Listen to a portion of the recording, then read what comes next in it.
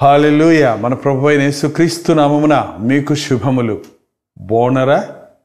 దేవుని దయతో ఆయన కృపతో ముందుకు సాగుతున్నారా? ఈ లోకం అంతకంతకు చెడిపోతుంది కదండి. నిత్య నాశనానికి పరుగులెడుతూ ఉన్నట్టు ఉంది. మరి మనం మన హృదయ శుద్ధిని కాపాడుకుంటూ భయముతో వణుకుతో మన రక్షణను కొనసాగించుకుంటూ ఇంకా ఈ యేసు ప్రభువుడి గురించి ఎరగని వారందరికీ నిత్య నరకం నుండి తప్పించుకునే మార్గాన్ని, నిత్య జీవాన్ని పొందేటువంటి అవకాశాన్ని కలుగు చేసిన యేసు ప్రభువుని గురించి ప్రతి ఒక్కరికి తెలియజేయవలసిన అవసరత, బాధ్యత మన మీద ఉంది కదా.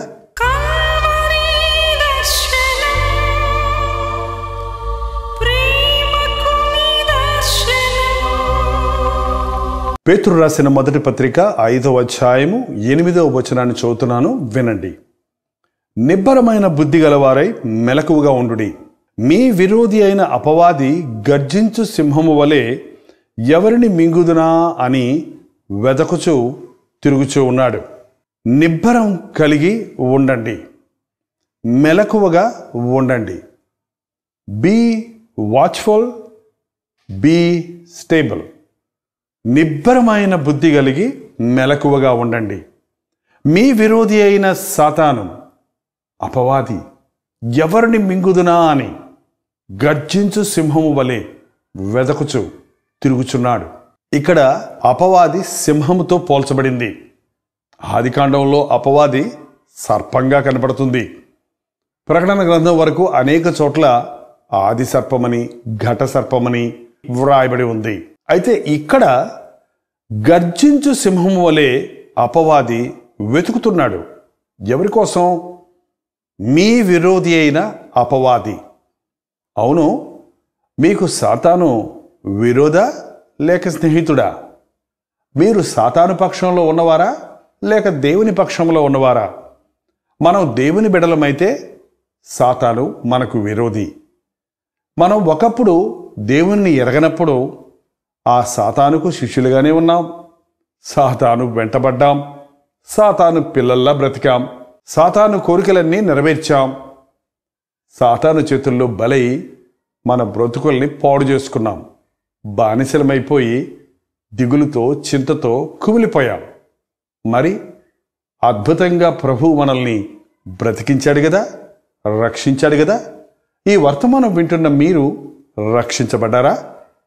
సాతాను వలయంలో నుండి బయటపడ్డారా? సాతాను సంబంధులుగానే ఇంకా బ్రతుకుతున్నారా? కామ, క్రోధ, లోభ, మద మత్సరాలకు మీరు బానిసలుగా ఉంటే, లోకేచ్ఛలకు, శరీరేచ్ఛలకు మీరు బానిసలుగా ఉంటే, యేసుక్రీస్తుని మీ రక్షకునిగా అంగీకరించి పాపక్షమాపణ పొందని స్థితిలో మీరుండుంటే మీరింకా అపవాది సంబంధులుగానే ఉన్నారేమో. పరిశీలించుకోరండి. పాపాన్ని జయించగలిగిన శక్తి మీకుందా? లోకం వద్దు అనగలిగిన మనస్సు మీరు కలిగి ఉన్నారా? లోకం పోకడతో పోయేవారిగా ఉన్నారా? లేక మీ దేహాలను దేవాలయాలుగా పరిశుద్ధంగా కాపాడుకుంటున్నారా? గమ్యం లేని జీవితాన్ని జీవిస్తున్నారా?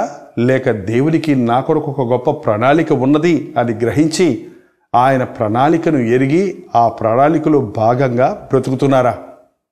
చాలామంది ఈ రోజున గురిలేని జీవితాన్ని జీవిస్తూ ఉన్నారు.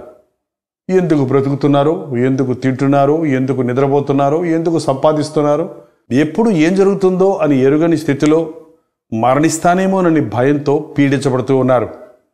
మరణించిన తర్వాత ఉన్న శాశ్వతమైన జీవితాన్ని గురించి ఆలోచించలేని పరిస్థితుల్లో ఉన్నారు. మీరు అలా ఉన్నారా? ఒకప్పుడు మనం చీకటి జనులుగా ఉన్నాం, ఒకప్పుడు మనం అజ్ఞానులుగా ఉన్నాం, ఒకప్పుడు మనం పాపులుగా ఉన్నాం, ఒకప్పుడు మనం నిష్ప్రయోజకులుగా ఉన్నాం.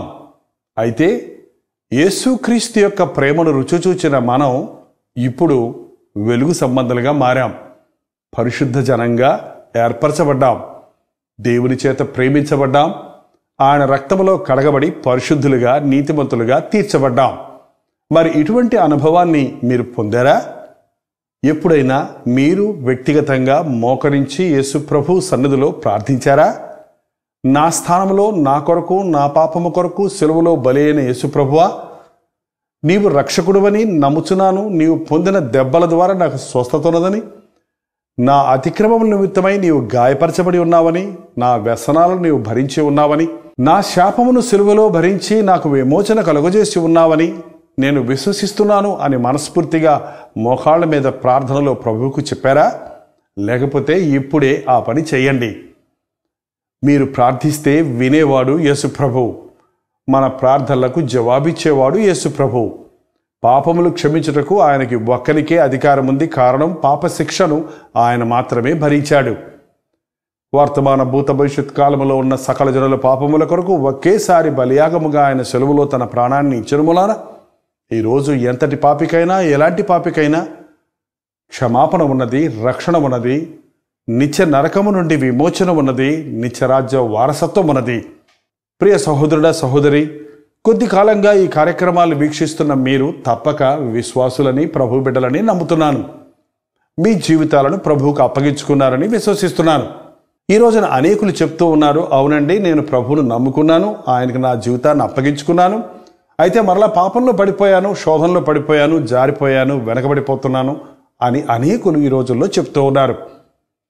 చూశారా, ఒకసారి మనం ప్రభువు ఇచ్చే రక్షణ పొందిన తరువాత, ఆయన బిడ్డలమైన తరువాత ఆయన సాక్షులుగా బ్రతకాలి. ఇది కత్తి మీద సాము వంటిది. ఈ పాపభూయిష్టమైన లోకంలో పరిశుద్ధులుగా బ్రతకటం కష్టమే. ఈ పాప శరీరంలో ఉన్న మనం నిత్య జీవాన్ని కలిగి నిత్యరాజ్యం కొరకు సిద్ధపడినట్లుగా జీవించటం స్వశక్తితో సాధ్యం కాదు. అయితే పరిశుద్ధాత్ముడు మనకు శక్తినిస్తాడు కనుక పాపమును జయించగలుగుతాం, పరిశుద్ధులుగా జీవించగలుగుతాం. అందుకని ఒకసారి మీరు యేసుప్రభువును నమ్ముకున్నంత మాత్రాన చాలదు. ఆయనకు మీ హృదయం ఇచ్చాను అని చెప్పినంత మాత్రాన చాలదు. యేసుప్రభు నాకు ఒక అద్భుతం చేశాడు అని అంటే కూడా చాలదు. యేసుప్రభుతో నడవటం అభ్యాసం చేసుకోవాలి.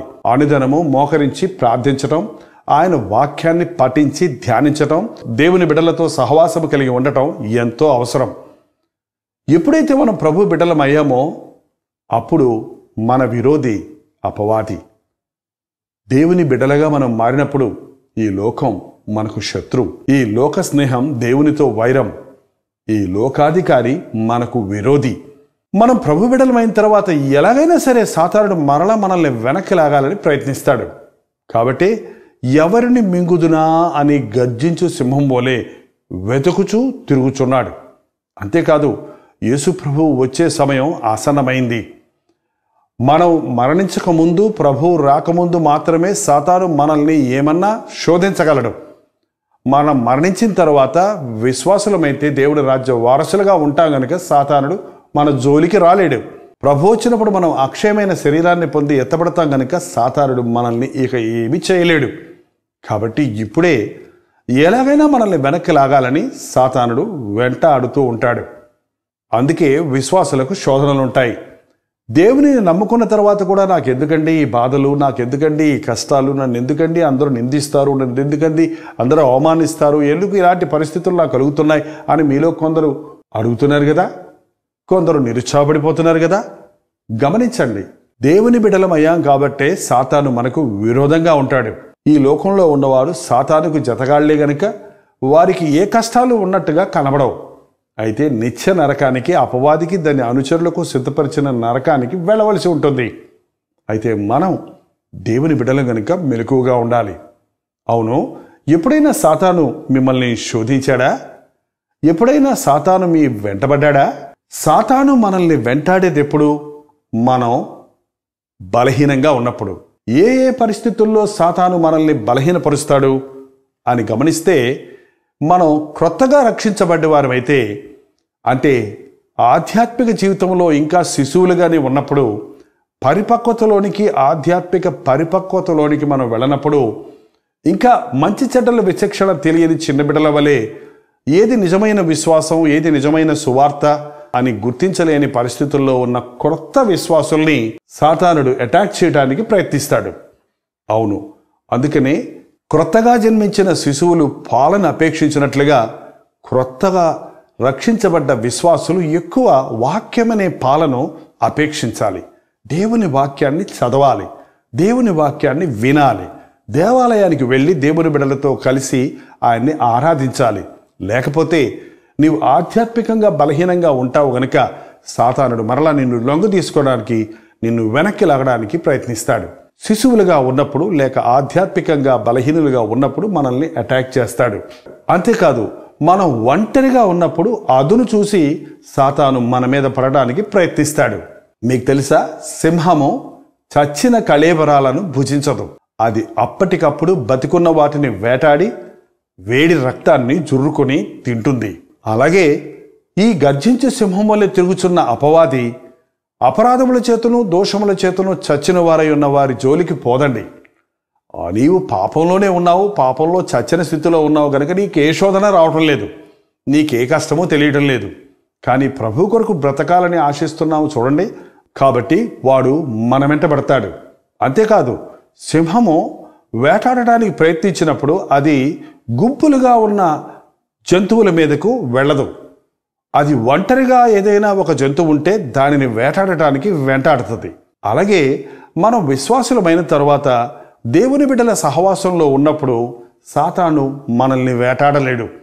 మనం ఒంటరిగా ఉన్నప్పుడు అదను చూసుకొని సాతాను మనల్ని మోసగించడానికి, మనల్ని లోబరుచుకోవడానికి, మనల్ని నాశనం చేయడానికి ప్రయత్నిస్తాడు.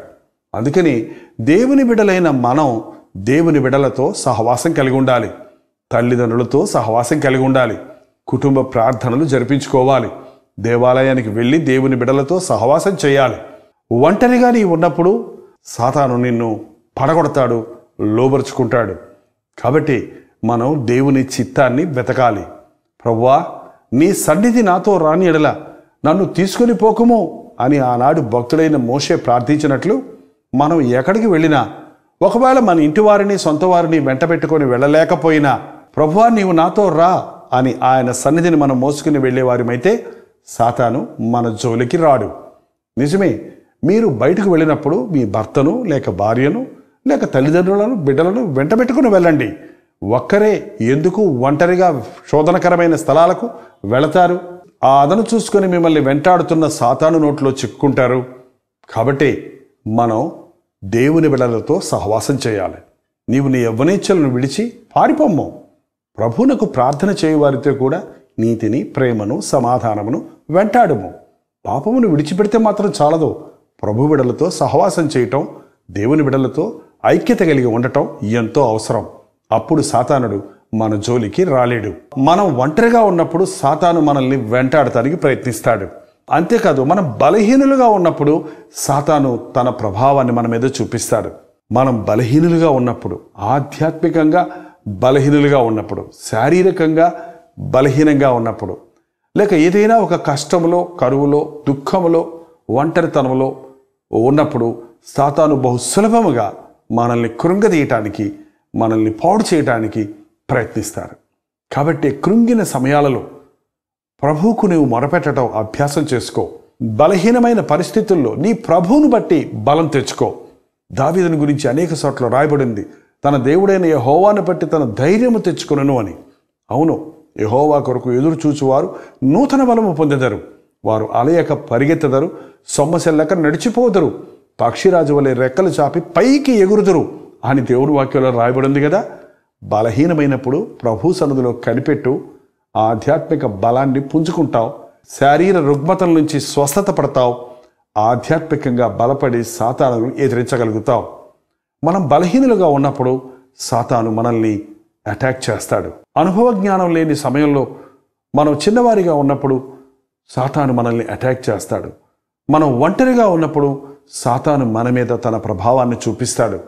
మనం బలహీనులుగా ఉన్నప్పుడు సాతాను మనల్ని కృంగదీయటానికి ప్రయత్నిస్తాడు.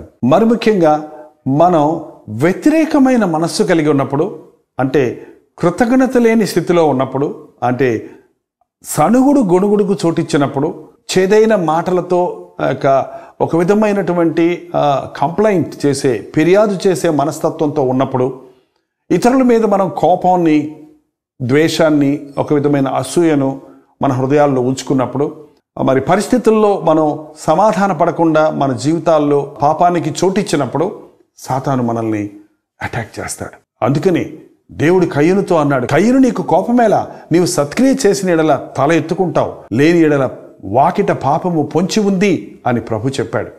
నిజంగా మనం ఎప్పుడూ ఎవరి మీద ఎటువంటి వ్యతిరేకమైన మనస్తత్వాన్ని కలిగి ఉండకూడదు.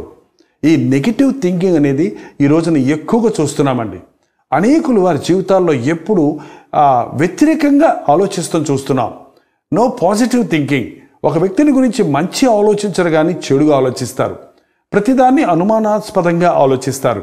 ప్రతిదాన్ని వ్యతిరేకమైన మనస్తత్వంతో ఆలోచిస్తారు. ప్రతిదీ కీడుగా ఆలోచించుకుంటుంటారు. ప్రతిదీ తప్పుగా ఆలోచిస్తూ ఉంటారు. మరి ప్రతిదానికి భయపడిపోయేవారిగా ఉంటారు.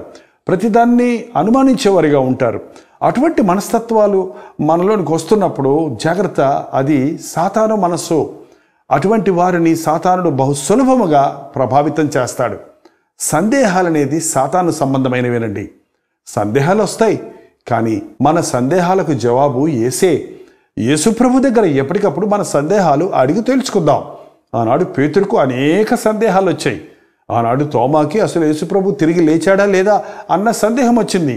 కానీ వాళ్ళు అడిగి తెలుసుకున్నారు. అవిశ్వాసులుగా కాక విశ్వాసులుగా ఉన్నారు. ఎప్పుడైనా సరే నీకు వ్యతిరేకత వస్తే, దేవుని మీద అనుమానం వస్తే, దేవుని మీద కోపం వస్తే, దేవుని మీదే తిరగబడే మనస్సు వస్తే వెంటనే పశ్చాత్తాపడు. లేకపోతే సాతాను నోట్లో చిక్కుకుంటావు సుమా. సాతాను నిన్ను మింగుతాడు, నీవు పాతాళంలో పడవలసి వస్తుంది. కాబట్టి నీ సమస్యలకు పరిష్కారం ప్రభు అని నమ్ము. నీ చింత యావత్తు ప్రభు మీద వెయ్యి. మోకరించి ప్రార్థించడం అభ్యాసం చేసుకో. అప్పుడు నీవు ఆధ్యాత్మిక బలాన్ని పుంజుకుంటావు. నీ అనుమానాలన్నీ తీర్చబడతాయి. నీ కృతజ్ఞత లేని పరిస్థితి నుండి నీ విడిపించబడి దేవుడు చేసిన మేళ్లను జ్ఞాపకం చేసుకుని ఆయన్ని స్తుతించగలుగుతావు. గమనించారండి? మనం శిశువులుగా ఉన్నప్పుడు, అంటే చిన్నవారిగా ఉన్నప్పుడు సాతాను మనల్ని అటాక్ చేస్తాడు. మనం ఒంటరిగా ఉన్నప్పుడు సాతాను మనల్ని అటాక్ చేస్తాడు. మనం బలహీనులుగా ఉన్నప్పుడు సాతాను మనల్ని అటాక్ చేస్తాడు. మనం వ్యతిరేకమైన మనస్సు కలిగి ఉన్నప్పుడు సాతాను మనల్ని అటాక్ చేస్తాడు. అటాక్ చేస్తాడంటే సాతాను మనల్ని లొంగ తీసుకుంటాడు. మనం చిన్నవారిగా ఉన్నప్పుడు జాగ్రత్తగా ఉండకపోతే సాతాను మనల్ని లొంగ తీసుకుంటాడు. మనం ఒంటరిగా ఉన్నప్పుడు అదును చూసుకొని సాతాను మనల్ని లొంగ తీసుకుంటాడు. మనం బలహీనులుగా ఉన్నప్పుడు సాతాను పంజా విప్పి మనల్ని లొంగ తీసుకుంటాడు. మనం వ్యతిరేకమైన మనస్సు కలిగి ఉన్నప్పుడు సాతాను మనతో జతపట్టి మనల్ని నాశనానికి నడిపిస్తాడు. మరి ముఖ్యంగా మనం అలర్ట్గా లేనప్పుడు, అంటే మనం జాగ్రత్తగా లేనప్పుడు సాతాను మనల్ని లొంగ తీసుకుంటాడు. అందుకే యేసు ప్రభు చెప్పాడు, శోధనలో ప్రవేశించకుండా నిమిత్తము మెలకువగా ఉండి ప్రార్థించండి. Watch and pray. అలర్ట్నెస్. సాతాను తంత్రాలను మనం ఎరిగిన వారిమై మెలకువగా ఉండాలి. ఆధ్యాత్మిక జీవితంలో మెలకువగా ఉండాలి. ఎల్లప్పుడూ ప్రతి విధమైన విజ్ఞాపన ప్రార్థన చేస్తూ ప్రభువును స్తుతించు వారిగా ఉండాలి. దేవునితో సంబంధ బాంధవ్యాలు కలిగిన వారిగా ఉండాలి. అపవాది తంత్రాలను ఎరిగిన వారిమై ఉండినట్లు మోకాళ్ళ మీద ప్రార్థనలో ప్రభువు చిత్తాన్ని, ఆయన ప్రణాళికను తెలుసుకునేవారిగా ఉండాలి. ఈ రోజున అనేక మంది విశ్వాసులు అనబడిన వారు, మాలాంటి దైవజనులు, సేవకులను పిలువబడిన వారు కూడా సాతాను చేతుల్లో చిక్కుకునటం చూస్తున్నాం. సాతాను చేత మింగివేయబడటం చూస్తున్నాం. కారణం మెలకువగా లేని మూలాన, అజాగ్రత్తగా ఉన్న మూలాన, కృతజ్ఞత లేని మూలాన. నేను ఇండిపెండెంట్గా నా విశ్వాసాన్ని కాపాడుకుంటాను అని ఒంటరిగా ఉండి సాతాను చేతుల్లో చిత్తైపోయిన వారు ఎందరో ఉన్నారు. మనం ఒకరికొకరు అవసరం. ఒకరికొరకు ఒకరు ప్రార్థించుకునటం, ఒకరిని ఒకరు హెచ్చరించుకునటం, ఒకరికొరకొకరు ప్రార్థించటం, ఇవి ఎంతో అవసరమైన విషయాలండి. ఈ రోజున అనేక మంది ఎవరికి వారే యమున తీరే అన్నట్టుగా ఉన్న మూలనే మనం బలహీనులం అయిపోతున్నాం. అపవాది గర్జించు సింహమోలే తిరుగుచూ ఉన్నాడు. ఎవరిని మింగుదునా? ఏ క్రొత్త విశ్వాసి దొరుకుతాడా? ఆ తప్పుడు సిద్ధాంతాలతో అతన్ని ప్రక్కకు లాగుదామా అని ప్రయత్నిస్తూ ఉన్నాడు. ఎవరు ఒంటరిగా దొరుకుతాడా? వాడిని ఈ లోక ఇచ్చలకు ఈడ్చుకుని వెళదామా అని వాడు వెతుకుతూ ఉన్నాడు. ఎవరు బలహీనులుగా ఉన్నారా? ఈ సమయంలో వారిని నా మాటలతో బలపరిచి నా వైపు తిప్పుకుందామా అని పొంచి ఉన్నాడు. ఎవరు వ్యతిరేకమైన మనసుతో ఉన్నారో అట్టి వారిని వెంటనే తన వశం చేసుకొని, నేను నీ వంటి మనసు కలిగిన వాడిని అన్నట్టుగా జతపట్టి మరింత భ్రష్టులుగా చేయడానికి ఆశ కలిగి ఉన్నాడు. అజాగ్రత్తగా నీ ఉన్నప్పుడు సాతానుడు అదును చూసుకొని శోధనలలో పడేయాలని ప్రయత్నిస్తూ ఉన్నాడు. కాబట్టి సహోదరుడ సహోదరి, మెలకువగా ఉందాం. దేవుని బిడ్డలతో సహవాసం కలిగి ఉందాం. నెగిటివ్ థాట్స్కు చోటివ్వకుండా నా ప్రాణమా యెహోవాను సన్నుతించుము, ఆయన చేసిన ఉపకారములలో దేనిని మరువకము అన్న స్తుతి కృతజ్ఞతలు కలిగి ఉందాం. నా ప్రభువు నాకేది చేసినా అది నా మేలే అన్న మంచి అవగాహన కలిగి ఉందాం. ఈ రోజున అనేక మంది దుఃఖములో ఉన్నప్పుడు, సొంత వారు మరణించి దుఃఖములో దుఃఖిస్తున్నప్పుడు ఆ ఆదను చూసుకొని, నీవు నిజంగా విశ్వాసమైతే నీ బిడ్డను దేవుడు ఎందుకు చంపేయాలి, నీ ఆస్తి ఎందుకు పోవాలి, నీకెందుకు ఇలాంటి బాధ కలగాలి, నీకెందుకు ఈ యాక్సిడెంట్ కలగాలి, నీకెందుకు ఈ వ్యాధి రావాలి అని ఆదను చూసుకొని అనేక సార్లు సాతానుడు అనేక మంది విశ్వాసులను పక్కదారి పట్టించడం గమనిస్తూ ఉన్నాం. యోబు సమస్తమును పోగొట్టుకున్నప్పటికీ, శరీరములో ఆరోగ్యం పోగొట్టుకున్నప్పటికీ, ఇంకెందుకు నీ దేవుడని భార్య సతాయించినప్పటికీ దేవుడు మేలు చేశాడని చెప్పాడు కానీ నోటి మాటలతో నేను దేవుడిని దూషించలేదు అని వాక్యంలో చూస్తూ ఉన్నాం.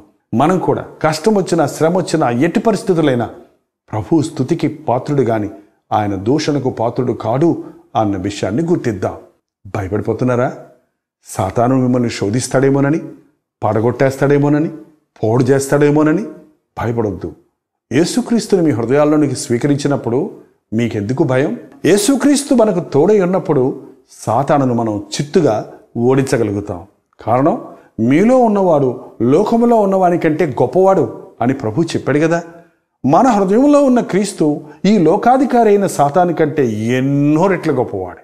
కాబట్టి ఎల్లవేళలా క్రీస్తుతో సత్సంబంధాన్ని కలిగి ఉండండి. క్రీస్తుకు మీ హృదయంలో చోటు ఇవ్వండి. క్రీస్తు ఇచ్చే సమాధానము మీ హృదయములను ఏలుచున్నట్లుగా చూచుకోనండి. అప్పుడు సాతాను మనల్ని ఏమీ చేయలేడు. సాతానును గద్దించండి, ఎదిరించండి, అపవాదిని ఎదురించడి, అప్పుడు వాడు మీ యొద్ద నుండి పారిపోవును అని దేవుని వాక్యం సెలవిస్తుంది. అయితే దాని ముందు వచనంలో చూస్తే దేవునికి సమీపంగా ఉండండి, అపవాదిని ఎదిరించండి. దేవునితో ఉండి సైతాన్ని ఎదిరిస్తే పోతాడు కానీ మనం దేవునికి దూరమై సాతాన్ని ఎదిరిస్తే వాడెందుకు పోతాడు? మనకంటే సాతానుడు శక్తివంతుడే, ఈ లోకాధికారే. కానీ మనలో క్రీస్తున్నప్పుడు, మనం క్రీస్తు పక్షంలో ఉన్నప్పుడు, క్రీస్తు మన పక్షంలో ఉన్నప్పుడు మనం చిత్తుగా సాతానును ఎదిరించగలుగుతాం. కాబట్టి ఎల్లవేళలా క్రీస్తుతో సత్సంబంధం కలిగి ఉండండి. ఆయనతో నడవటం అభ్యాసం చేసుకునండి. ఆయన వాక్యాన్ని పఠించి ధ్యానించండి. ఆయన సన్నిధిలో మోకరించి ప్రార్థించండి. ఆయన నామాన్ని స్మరించి స్తుతించి కృతజ్ఞతాస్తుతులు చెల్లించండి. దేవాలయానికి వెళ్ళి తోటి దేవుని బిడ్డలతో కలిసి సఖ్యతగా, ఐక్యతతో, ఏక మనసుతో ప్రార్థించండి. అప్పుడు భూమి మీద మీరు దేనిని బంధిస్తారో అది పరలోకంలో బంధించబడుతుంది. ఏది విడిపిస్తారో అది విడిపించబడుతుంది. అపవాదిని మీరు ఎదిరించగలరు, అపవాదిని మీరు జయించగలరు. మీరు ఒకవేళ అనొచ్చు, ఎందుకంటే సైతాన్ని అలా వదిలేశాడు దేవుడు అని. లేదు, ఈ రోజునే సాతానును దేవుడు బంధించగలడు, బెలములోనికి పంపగలడు. కానీ ఇంకా ఎందరో సాతానును వెంబడించేవారిగా ఉన్నందున న్యాయాధిపతి అయిన దేవుడు సైతాన్ను దండిస్తే ఆ సాతానును వెంబడిస్తున్న మానవులందరినీ దండించి నిత్య నరకానికి పంపించాలని ఆయన తామసం చేస్తున్నాడు. అపవాదికి, దాని అనుచరులకు సిద్ధపరచబడిన అగ్నిగుండములోనికి సాతానును పంపకుండా ఆలస్యం చేస్తూ ఉన్నాడు. ఎందుకంటే ఇంకా ఎందరో ఈ యేసయ్య ప్రేమను ఎరగక ఆ సాతాను వలలో పడి మోసపోతూ ఉన్నారు, నష్టపోతూ ఉన్నారు, నిత్య నరకానికి పరుగులెడుతూ ఉన్నట్టుగా కనబడుతున్నారు. కాబట్టి ఈ యేసయ్య ప్రేమను గురించి మనం ఇతరులకు చెప్పాలని, ఆయన సాక్షులుగా ఈ లోకంలో బ్రతికి చూపించాలని మనం విశ్వాసంలో ఇంకా ఈ లోకంలో ఉన్నాం. లేకపోతే ప్రభువును నమ్ముకున్నవారు నమ్ముకున్నట్టే పరలోకానికి వెళ్ళిపోతే భలే ఉంటుందనుకుంటాం. మనకి శోధనలు, శ్రమలు ఉండవు కదా. కానీ మనం ఈ లోకంలో ఆయన సాక్షులుగా ఉండాలని, మన చుట్టూన్న వారిని నిత్య నరకం నుండి తప్పించినట్లుగా, అపవాది కోరంలో నుండి విడిపించినట్లుగా నీవు నేను సాక్షిగా ఉండాలని ప్రభు కోరుతూ ఉన్నాడు. ప్రియ సహోదరుడ, సహోదరి, మీరు రక్షించబడిన వారైతే, అపవాది తంత్రాలను ఎరిగిన వారై, మీరు ఆధ్యాత్మికంగా బలహీనంగా ఉన్నప్పుడు, ఒంటరిగా ఉన్నప్పుడు, వ్యతిరేకమైన మనస్తత్వం కలిగి ఉన్నప్పుడు, అజాగ్రత్తగా ఉన్నప్పుడు, బహు సులభముగా సాతాను మిమ్మల్ని లొంగ తీసుకుంటాడని గ్రహించి మెలకువగా ఉందాం, ప్రార్థనాపూర్వకంగా ఉందాం, ప్రభుతో సహవాసం చేస్తూ ఆయనతో నడుస్తూ ఆయన పక్షంలో ఉందాం, అపవాదిని ఎదిరిద్దాం, ప్రభు సాక్షులుగా జీవిద్దాం. అతి త్వరలో మన ప్రభు సాతానును మన కాళ్ళ క్రింద చితక దొక్కించబోతున్నాడు అని నమ్ముదాం. ప్రభు సాక్షులుగా బ్రతుకుదాం. ప్రార్థన. పరిశుద్ధుడా, ప్రేమగలిగిన తండ్రి, ఈ సమయంలో ఈ వర్తమానమును ఆలకిస్తున్న ప్రతి ఒక్కరిని చూడయ్యా. నేను యేసు ప్రభువు నమ్ముకున్నాక నాకెందుకు ఈ శోధన, నాకెందుకు ఈ నష్టము, నాకెందుకు ఈ బాధ, నాకెందుకు ఈ శ్రమ అని కృంగిపోతున్న వారిని ఒక్కసారి చూడు నాయన. సాతాను మా వెంటబడుతున్నాడని, మమ్మల్ని కృంగదీయాలని, మమ్మల్ని నాశనం చేయాలని, మమ్మల్ని వెనక్కి లాగాలని, మమ్మల్ని శోధించి జయించాలని తాపత్రయపడుతున్నాడని గుర్తించి వాడి తంత్రాలను ఎరిగి మెలకువగా ఉండి ప్రార్థించుటకు మాకు సహాయం చేయి తండ్రి. కొత్తగా ప్రభువును అంగీకరించిన వారు అక్కడున్నాడు క్రీస్తు, ఇక్కడున్నాడంటే పరుగులెత్తు వారిగా కాక మోకాళ్ల మీద పడి సజీవుడైన క్రీస్తును వ్యక్తిగతంగా అనుభవించుటకు, ఆయనతో సహవాసం కలిగి ఉండటకు సహాయం చేయి నాయన. ఈ అంచదనములలో అపవాది తప్పుడు బోధలతో మనుషులను మోసగిస్తుండగా కొత్త విశ్వాసులు నూతనముగా ప్రభువును నమ్ముకున్న వారు సర్వసత్యములోనికి నడిపించబడినట్లు పరిశుద్ధాత్మ అభిషేకమును పొందుటకు, వాక్యమును పఠించి ధ్యానించి వాక్య సారాన్ని గ్రహించి క్రీస్తునందు బలవంతులవుటకు సహాయము చేయను ఆయన. దేవుని బిడలతో సహవాసము చేయుటకు ప్రతి ఆదివారం ఆలయానికి వెళ్ళి నీ బిడలతో ఆరాధించినట్లు ఈ కార్యక్రమాన్ని వీక్షిస్తున్న ప్రతి ఒక్కరికి సహాయము చేయను ఆయన. ఎవరెవరైతే ఈ కార్యక్రమాన్ని వీక్షిస్తున్నారో వారు వారి గృహములో 2-3గా చేరి కుటుంబ ప్రార్థన జరిపించుకున్నటకు, గుడార ప్రార్థన జరిపించుకున్నటకు సహాయము చేయను ఆయన. అయ్యా, సాతాను కలుగు చేసే ప్రతి విధమైన వ్యతిరేకపు తలంపులకు మేము చోటివ్వక, సాతానా నా వెనుకకు పో, నా ప్రభువు నా పక్షములో ఉన్నాడని గద్దించగలిగిన విశ్వాసమును మాకు దయచేయము తండ్రి. సాతాను ఎరవేసినప్పుడు ఆ ఎరలకు మేము లొంగక, అల్పకాల పాప భోగాన్ని మేము ఆశించక, క్రీస్తు విషయమైన నింద గొప్ప భాగ్యమని ఎంచుటకు సహాయము చేయము.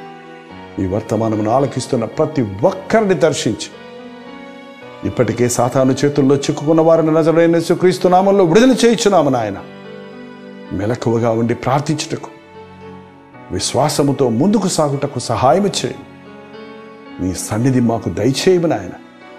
నీ కృప మాకు తోడుంచుము తండ్రి. అపవాదిని ఎదిరించగలిగిన ధైర్యాన్ని, విశ్వాసమును, ప్రార్థనను మా ఒక్కొక్కరికి నీ దయచేయమని, త్వరలో నీవు రానయున్నావని, సాతాను బెలములో బంధిస్తావని, నీ యందు విశ్వాసముంచిన మమ్మల్ని నీ రాజ్య వారసులుగా చేసుకుంటావని ఎదురు చూస్తుండగా భయముతో వణకుతో మా రక్షణ కొనసాగించుకున్నట్టుకు సహాయం చేయమని యేసుక్రీస్తు నామములో అడుగుచున్నాను తండ్రి. ఆమేన్. మీరు వెల్లుడి, మీరు వెల్లుడి. ఈస్ట్ వెస్ట్ గోదావరిలో ఉన్న వారికి శుభవార్త.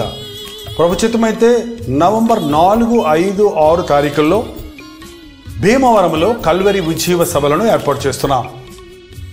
ఈ టీవీ కార్యక్రమాల్లో వర్తమానాలు వింటున్నటువంటి మిమ్మల్ని అందరినీ ముఖాముఖిగా చూడాలని, మీకోసం ప్రార్థన చేయాలని, మనందరం కలిసి దేవుణ్ణి వెతికి ఆయన నామాన్ని మహింపరచాలని, మనందరం ఏకంగా కూడినప్పుడు బలముగా పరిశుద్ధాత్మ కార్యాలు మన మధ్య జరగాలని, గొప్ప ఉజ్జీవం రగులు కొనాలని ఆశతో ఈ కూడికలను ఏర్పాటు చేస్తున్నాం. దయచేసి ఇప్పటి నుంచి మీరు ప్రార్థించండి. మంచి వాతావరణం కొరకు, దేవుని నామానికి మహిమ కలిగినట్లుగా, ఈ కూడికల ద్వారా అనేకులు రక్షించబడినట్లుగా, ఉజ్జీవించబడినట్లుగా, దేవుని ఆత్మకార్యాలు జరిగినట్లుగా మీ అనుదిన ప్రార్థనలో గుర్తుపెట్టుకోండి. మిమ్మల్ని అందరినీ ప్రేమతో ఆహ్వానిస్తున్నాం. రండి, దైవాశీస్సులు పొందండి. సర్వలోకమునకు వెళ్ళి సువార్త చాటెదం, సకల జనులను యేసునకు శిష్యులుగా చేసెదం. ఎప్పటికప్పుడు మీ ప్రార్థన అవసరతలు, భారాలు తెలియజేస్తుండండి.